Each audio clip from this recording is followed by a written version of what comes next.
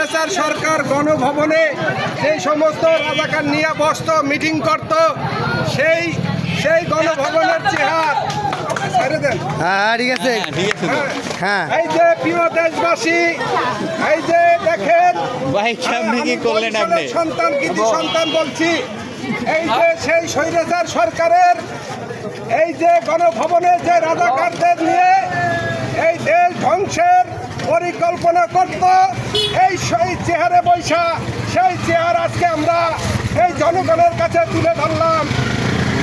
এই যে ইস্টার্ন হাউজিংবাসী সেই চেহারা দেখতে পারেন, স্বপ্নের মতো ছিল।